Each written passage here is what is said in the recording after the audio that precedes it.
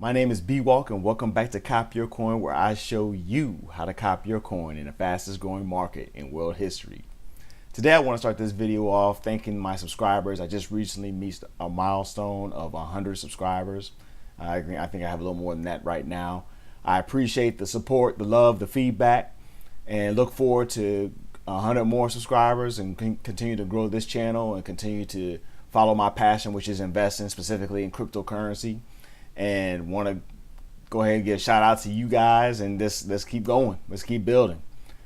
Okay, so I wanted to start this channel off talking today specifically about Bitcoin. And why I want to talk about Bitcoin is because as the Bitcoin goes, that's typically how the cryptocurrency market goes. Now, anybody who's been following me for a while knows that my investments, my important coins that I'm following, altcoins, are Cardano, XLM, those type of coins right there. That's the bulk of my portfolio.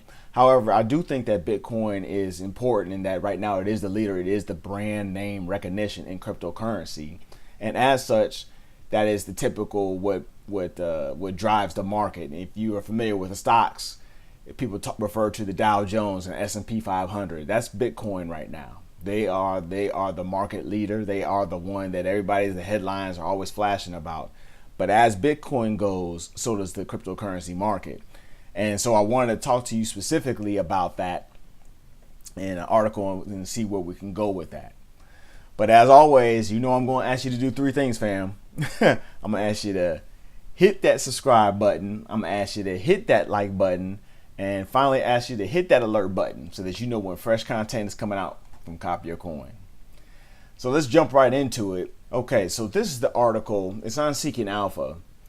I've used this site many times actually in my investing as far as stocks and also investing in cryptocurrency. I find it to be fairly knowledgeable. This one called Bitcoin, the Calm Before the Storm.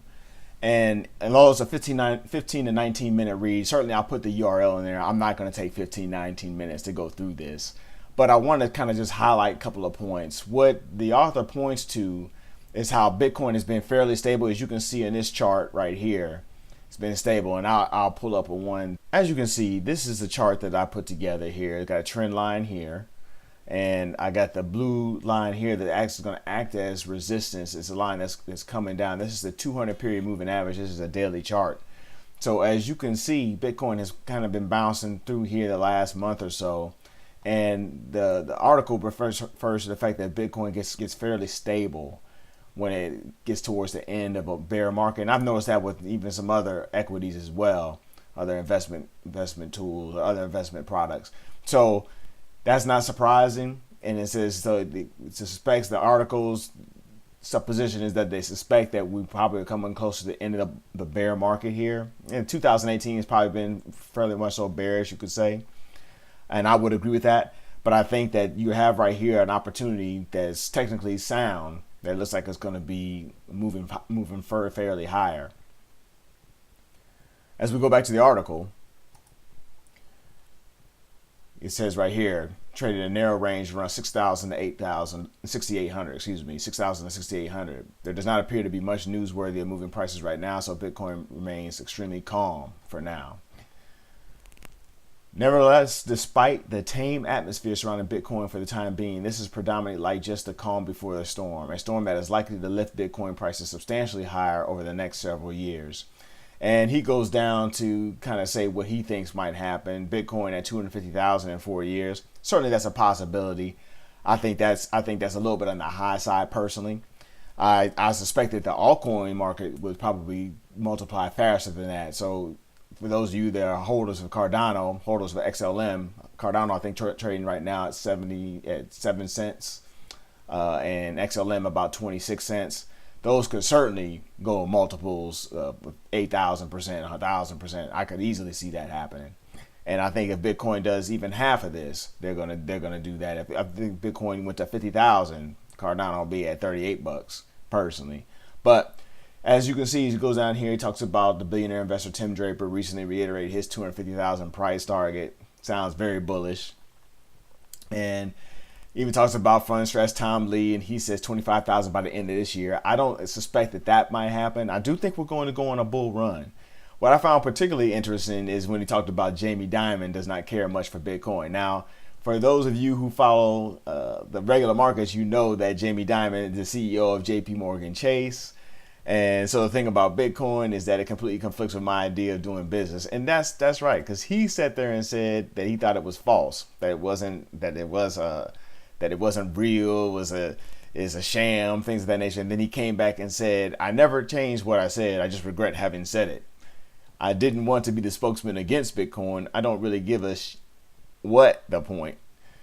That's the point. I don't really give a that's the point. Blockchain is real, it's technology, but Bitcoin is not the same as fiat currency. Bing, bing, bing, bing, bing. You're right there, Jamie. It's not the same as fiat. Fiat is diminishing as the value goes because it's not backed by anything. As we talk about cryptocurrency, and as everybody else here knows, that cryptocurrency is finite, so it's not, no one's printing more money. And what I really like about this article is he talks about the fact that the Federal Reserve is not, I repeat, is not a government entity. It is a privatized global company instituted by banks. If you don't believe me, there's a book called Creature from Jekyll Island, and I'll pull that out sometime. It's an excellent book. It kind of tells you how the whole Federal Reserve started and the whole banking system and the fiat currency that we have right now, which is why we're in the situation we're in. So anyway, it goes down about this and talks about why that's exactly why Jamie Dimon is against it. Him and people like, Warren Buffett. Well, because it goes against the very monetary system that they've been a part of for so long. Then we go down here to don't mind the 2,000 plus cryptocurrencies. Now, I hate to be the bearer of bad news, but newsflash, all these cryptocurrencies aren't going to be successful. I suspect that probably 50 to 100 of them might be.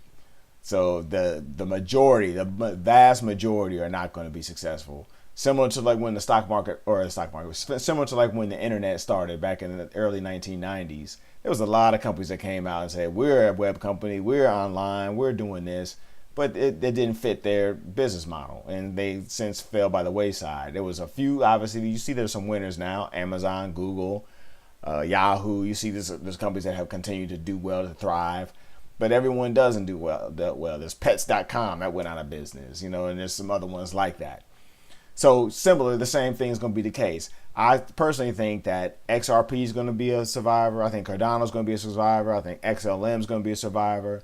I think EOS will be a survivor. I think Ethereum will make it. And I do think Bitcoin will survive for some time as well. I think those are pretty much sure bets. There's going to be some others, obviously, because no one's going to know them all. But I think the idea is behind it that this is the key. You're going to have a few. So glean the few, and that's where you want to be focused in your investing.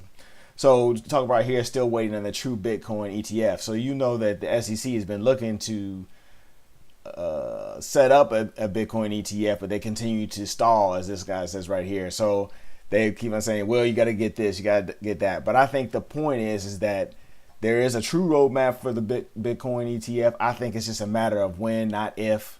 And when that happens, if you recall, and I'll pull some charts up eventually about that, but I imagine it will explode.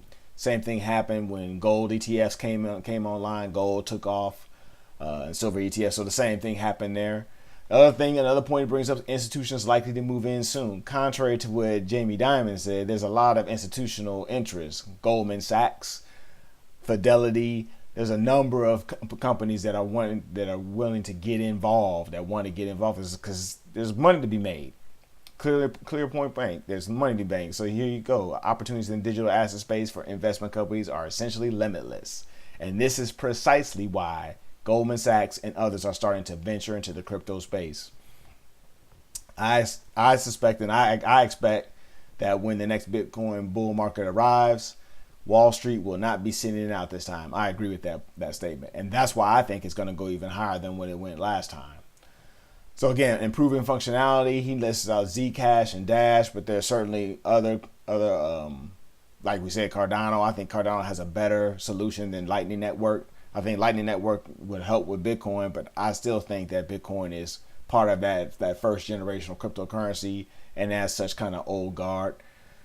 Bottom line, the calm before the storm. Bitcoin price is extremely calm right now, but we have seen such calm periods before. He notices back out there in 2012 before a bull run, in 2013 prior to an ascent, and throughout periods in 2015 and 2016 prior to 2017, which is the most recent bull market run we had.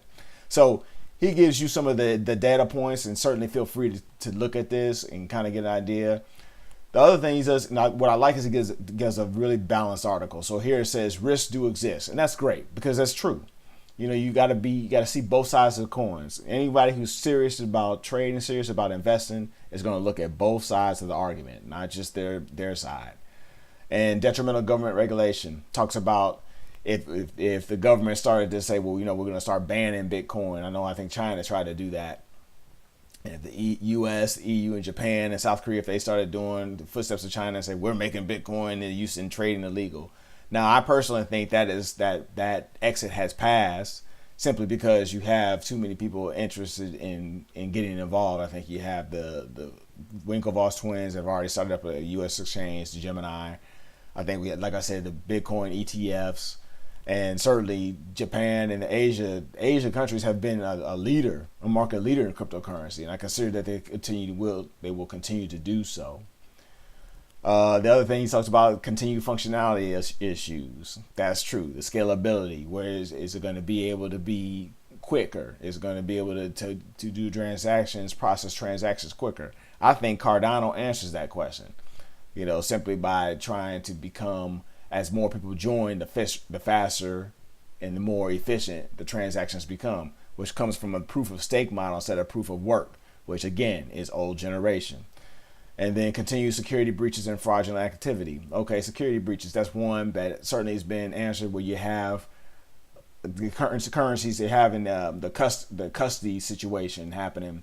So Gemini and some other exchanges have done this and have now gotten insurance for their custody. So meaning Fidelity the same way. So now they will back the currency at risk against hacking. So any currency or digital assets that are on their exchange that get attacked, they will replace that if in fact it gets taken. Now they're not going to do that for free. So obviously the point being is they feel fairly confident about their security. Security is getting better all the time.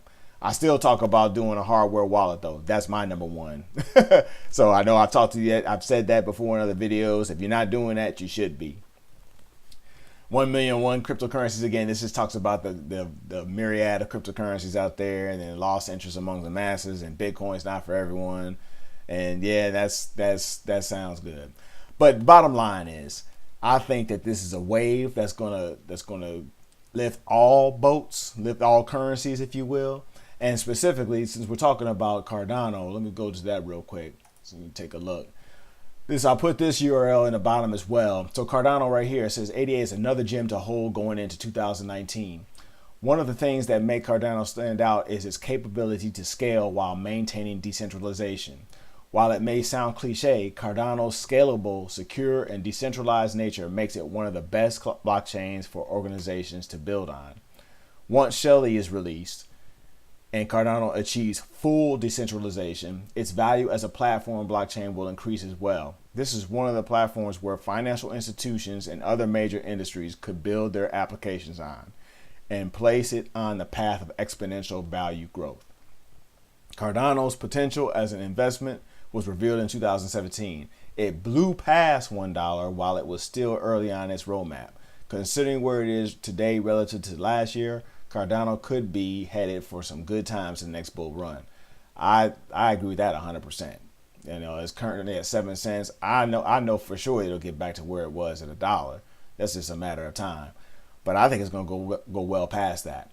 So now it's all said and done. Question of the day. Let me ask you this: what currency do you think is going to rally as Bitcoin rallies? What's going to move the fastest? Will it be XLM? Will it be Cardano? Maybe XRP, Ripple? Maybe it's a currency that I haven't even mentioned. Maybe it's one you're following. Maybe it's an EOS or something like that. Maybe it's Dash or Zcash, as other articles said. I don't know. You let me know in the comments below, and I'll see you next time on Cop Your Coin.